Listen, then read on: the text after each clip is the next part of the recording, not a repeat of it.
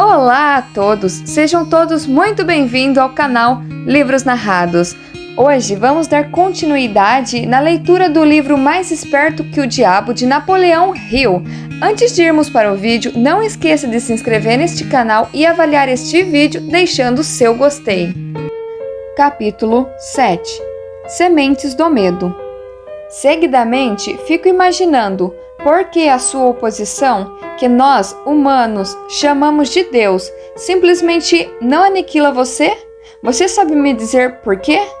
Porque a força é tanto dele quanto minha. Essa força está tão disponível para ele quanto está para mim. E é exatamente isso que venho tentando fazer você entender.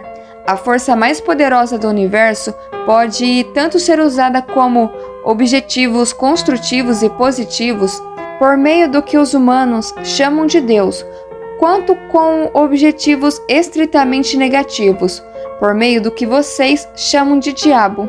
E ainda tem algo mais importante que você deve saber.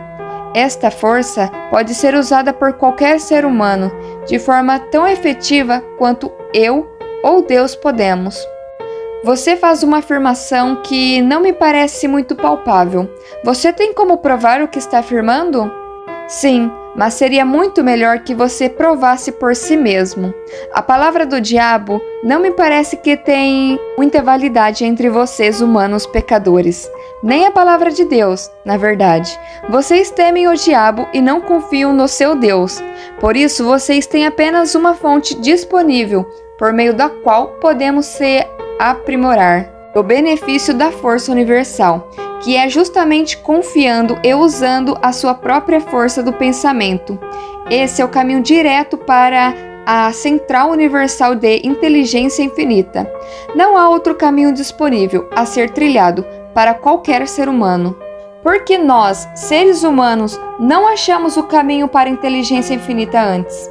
Porque eu as interceptei primeiro e os tirei do caminho, plantando nas suas mentes pensamentos que destroem a sua força de tal forma que vocês não conseguem usar a sua mente de forma adequada. Fiz com que fosse atrativo para vocês usar o poder da inteligência infinita a fim de obter fins negativos, por meio da ganância, da avareza, da luxúria, da inveja e do ódio. Lembre-se, a sua mente atrai aquilo que ela mais enfatiza. Para mantê-los longe da minha oposição, tudo o que eu tinha que fazer era alimentá-los com pensamentos que fossem úteis à minha causa. Se estou entendendo, o que você quer dizer é que nenhum ser humano precisa temer o diabo ou se preocupar em bajular Deus?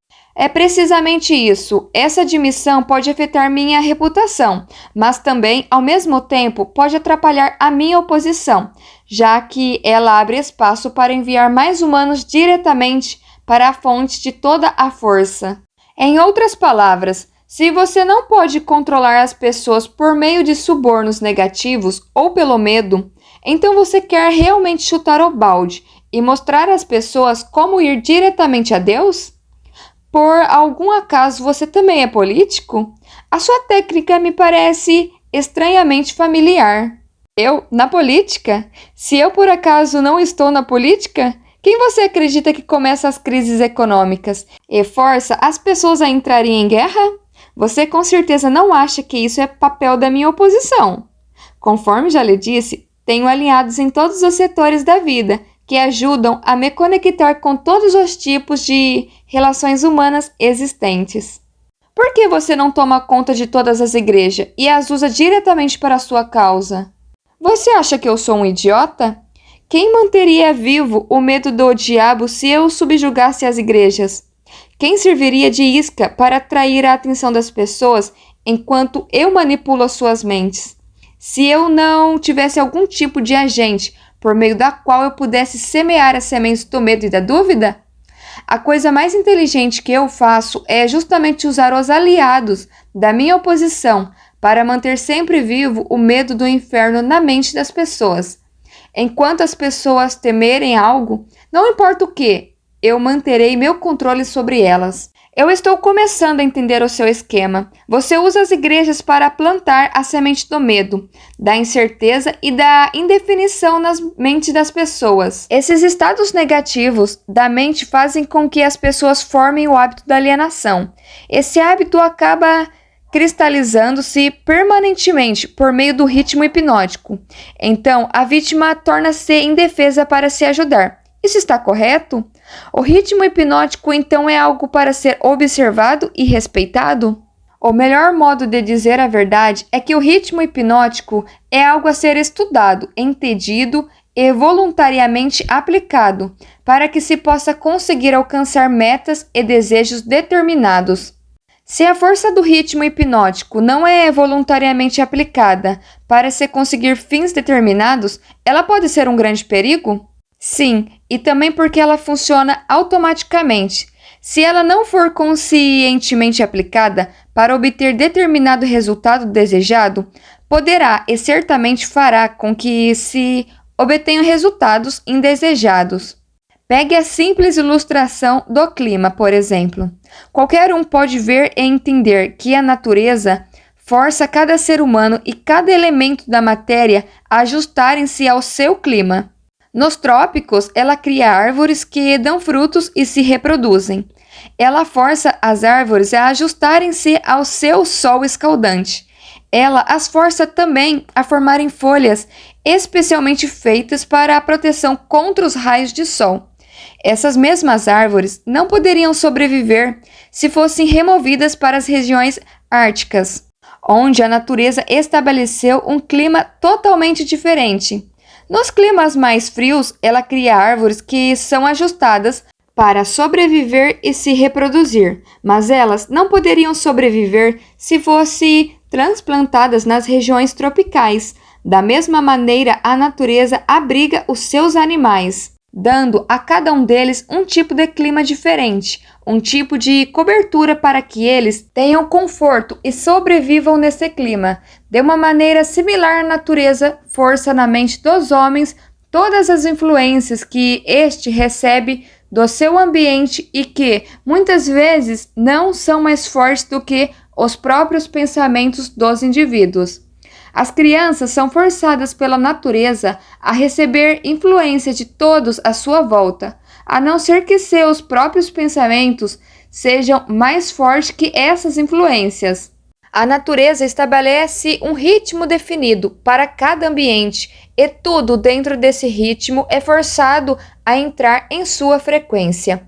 O homem, sozinho, tem o poder de estabelecer o seu próprio ritmo de pensamento, considerando que ele exercita esse privilégio antes do ritmo hipnótico ter forçado sobre ele as influências do seu ambiente. Todas as casas, todos os tipos de negócio, toda cidade e vilarejo e cada rua e centro comunitário tem o seu próprio definido e discernível ritmo. Se você deseja conhecer a diferença que existe na frequência de ritmos das ruas, dê uma caminhada na Quinta Avenida, em Nova York, e depois desça uma rua em direção aos bairros pobres. Todas as formas de ritmo tornam-se permanentemente com o tempo. Cada indivíduo tem o seu próprio ritmo de pensamento? Sim, essa é precisamente a maior diferença entre os indivíduos. A cada pessoa que pensa em termos de poder, sucesso, opulência, define um ritmo tal que atrai essas possessões desejáveis. A pessoa que pensa em termos de miséria, escassez, fracasso, desencorajamento e pobreza atrai essas influências indesejáveis. Isso explica porque tanto o sucesso quanto o fracasso são resultados do hábito. O hábito estabelece o ritmo do pensamento e esse ritmo atrai o objeto, que por sua vez representa os pensamentos dominantes. O ritmo hipnótico, por acaso, é algo que se parece com o ímã que atrai as coisas que têm uma afinidade magnética? Isso está correto? Sim, isso está correto.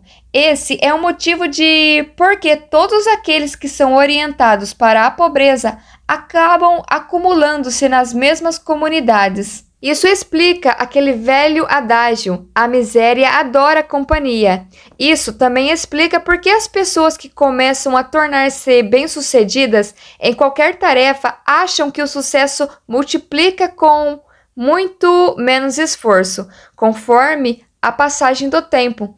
Todas as pessoas bem-sucedidas usam o ritmo hipnótico, tanto conscientemente quanto inconscientemente, esperando e exigindo o sucesso. A exigência torna-se um hábito.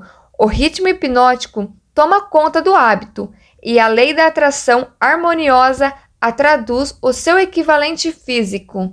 Em outras palavras, se eu sei o que eu quero da vida, peço deliberadamente e apoio do meu pedido, com total consciência e desejo, pagar o preço que a vida cobrar para conseguir o que quero, e ainda recuso aceitar quaisquer subtítulos.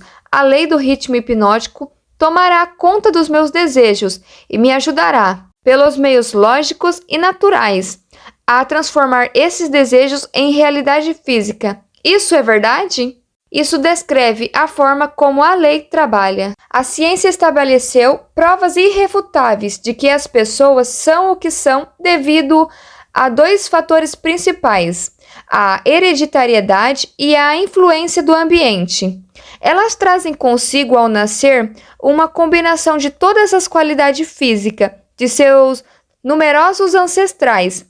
Após chegarem aqui, elas atingem a idade da autoconsciência e, daquele momento em diante, elas formam suas próprias personalidades e mais ou menos definem os seus destinos no planeta, como um resultado das influências dos ambientes aos quais elas estão sujeitas, especialmente as influências que as controlam durante a sua infância. Esses dois fatores foram tão bem estabelecidos que não há o menor espaço, mesmo para qualquer pessoa inteligente, questioná-los. Como pode o ritmo hipnótico mudar a natureza de um corpo físico, que por sua vez é uma combinação de milhares de ancestrais que viveram e morreram antes de se tornarem nascidos? Como pode o ritmo hipnótico mudar a influência do ambiente em que se vive? As pessoas que nascem em meio à pobreza e à ignorância têm uma forte tendência a permanecerem guiadas pela pobreza e pela ignorância durante toda a vida. O que, se é que é possível, pode o ritmo hipnótico fazer sobre isso? O ritmo hipnótico não pode mudar a natureza do corpo físico que herda ao nascer, mas ele pode e modificará, mudará, controlará e fará permanentemente as influências ambientais que estiverem à nossa volta. Se entendi o que você quer dizer, das duas, uma. Ou o ser humano é forçado pela natureza a aceitar e tornar-se parte do ambiente que ele escolhe, ou as forças do ambiente são impostas sobre ele. Isso está correto. Há modos e meios pelas quais um indivíduo pode resistir às influências de um ambiente que ele não deseja aceitar. E há também um método pela qual se pode reverter a influência do ritmo hipnótico, partindo do negativo para se alcançar resultados positivos.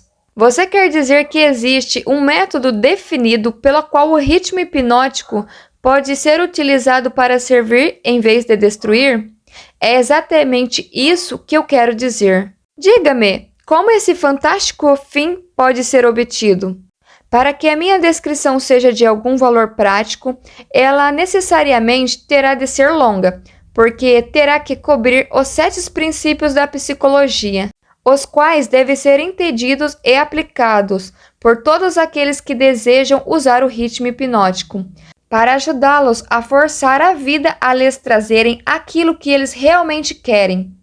Então divida suas descrições em 7 partes, cada uma delas contendo uma análise detalhada dos 7 princípios, com instruções simples para sua aplicação na prática.